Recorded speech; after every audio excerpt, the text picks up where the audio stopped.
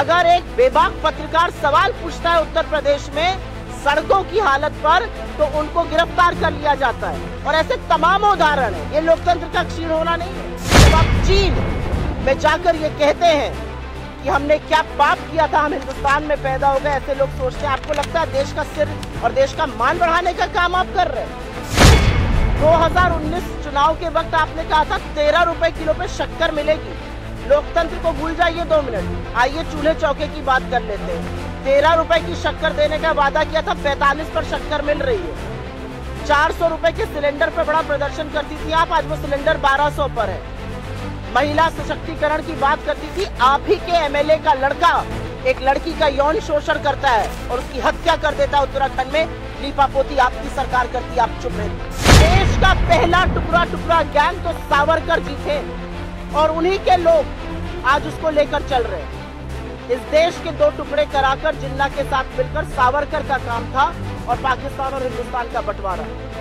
और ये सच है कि नरेंद्र मोदी जी आज भी वही काम कर रहे हैं। स्मृति ईरानी जी ने चिरपरिचित अंदाज में अमर्यादित और बिल्कुल त्रुटिपूर्ण एक वक्तव्य राहुल गांधी जी के खिलाफ दिया है। मैं उनकी व्यथा, उनकी वेदना समझ सकती हूँ।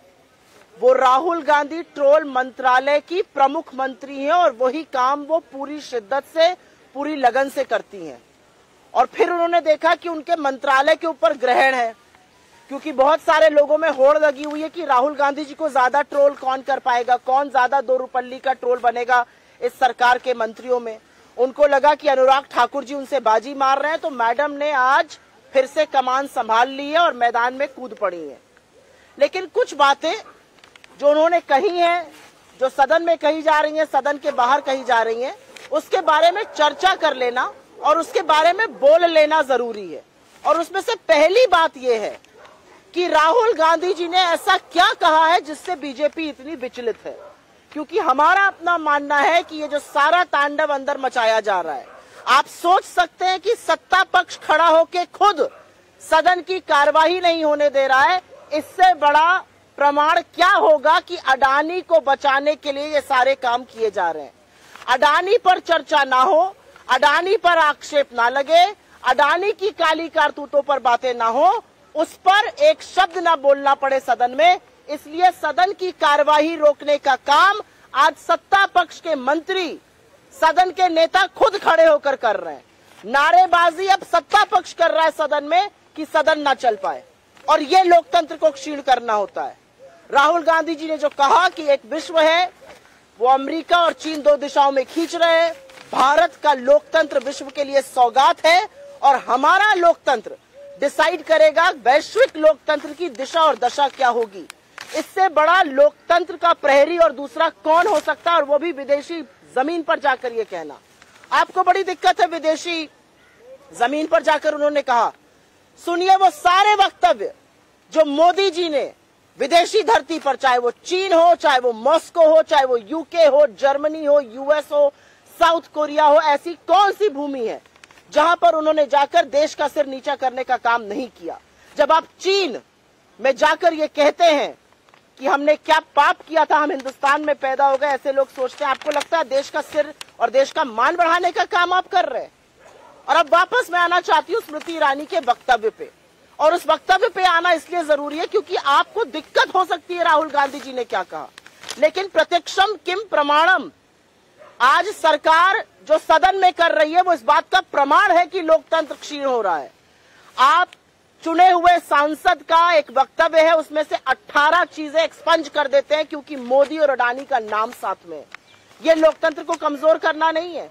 आप प्रतिपक्ष के नेता, कांग्रेस के अध्यक्ष के बयान से नजर नहीं नजारों की बात करते हैं कि शेर को और तमामों चीजों को एक्सपंज कर देते हैं।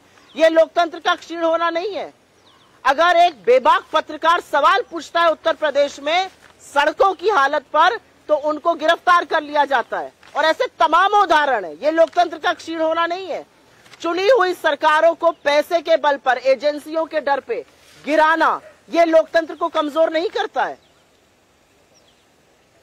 आगे मैं बताती हूँ, लोकतंत्र को कमजोर करने के इतने उदाहरण हैं कि ये लोग कहीं मुंह छिपाए नहीं छिपेंगे। लेकिन स्मृति ईरानी जी क्योंकि ट्रोल मंत्रालय को संभालती थी, उनके ट्रोल मंत्रालय पे खतरा था, उनको लगा कमान हाथ से चली जाएगी, वापस मैदान में कूद पड़ी हैं। मैं उनसे पूछना चाहती हूँ स्मृति जी, 2019 चुनाव के वक्त आपने कहा था 13 रुपए किलो पे शक्कर मिलेगी। लोकतंत्र को भूल जाइए 2 मिनट, आइए चूल्हे चौके की बात कर लेते हैं। 13 रुपए की शक्कर देने का वादा किया था, 45 पर शक्कर मिल रही है। 400 रुपए के सिलेंडर पर बड़ा प्रदर्शन करती थी आप, आज वो सिलेंडर 1200 पर है। महिला सशक्तिकरण की बात करती थी, आप ही के एमएलए का लड़का एक लड़की का यौन शोषण करता है और उसकी हत्या कर देता है उत्तराखंड में, लीपापोती आपकी सरकार करती है, आप चुप रहती हैं। आपका विधायक दोषी पाया जाता है रेप का, आप चुप रहती हैं। आपके नेताओं के ऊपर यौन शोषण के आरोप रखते हैं, आप चुप रहती हैं। तो ये सिलेक्टिव आउटरीच जो स्मृति ईरानी का है वो सर्वथा गलत है। और मैं एक बात जरूर बोलना चाहती हूं, उन्होंने एक शब्द बोला, टुकड़े टुकड़े गैंग। इस देश का पहला टुकड़ा टुकड़ा गैंग तो सावरकर जी थे और उन्हीं के लोग आज उसको लेकर चल रहे हैं। इस देश के 2 टुकड़े कराकर जिन्ना के साथ मिलकर सावरकर का काम था और पाकिस्तान और हिंदुस्तान का बंटवारा।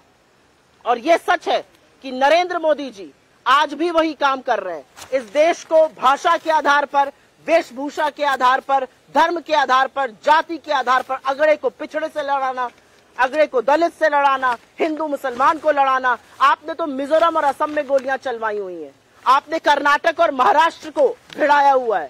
अगर ये टुकड़े टुकड़े गैंग नहीं तो असली टुकड़े टुकड़े गैंग के सदस्य और सरगना तो खुद रूलिंग एस्टैब्लिशमेंट और प्रधानमंत्री मोदी उसके लीडर है।